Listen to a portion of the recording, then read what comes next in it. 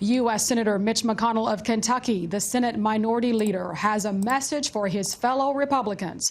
He says a government shutdown always hurts the GOP politically. Without a spending plan, the government would shut down September the 30th. House Speaker Kevin McCarthy is having trouble winning over a group of conservative House Republicans. That group wants steep cuts to many domestic programs, but it's believed the Senate would reject that plan. Speaking yesterday, Senator McConnell says a government shutdown never accomplishes anything. He also talked about continuing support for Ukraine, a stand that puts him at odds with some in his own party and even in his own state.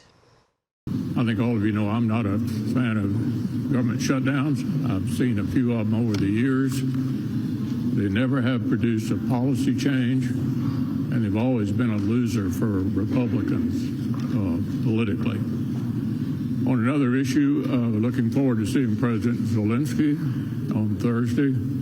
I think it's always good to remind everyone that a good portion of the money allocated to Ukraine is being spent in this country to rebuild our industrial base.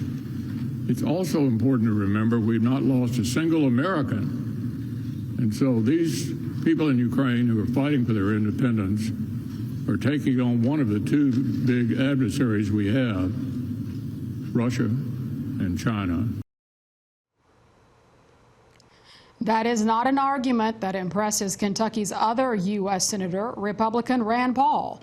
Paul says he won't go along with a bill that prevents a government shutdown if that means giving more money to Ukraine.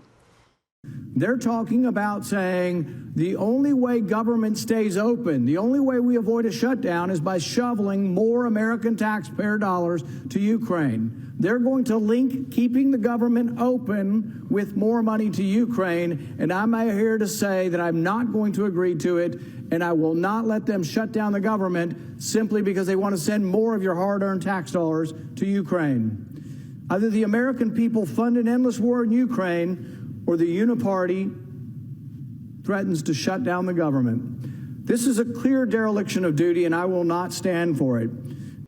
Senator Paul says American taxpayers have already provided more than $113 billion to Ukraine. Congress has until the end of the month to avoid a government shutdown.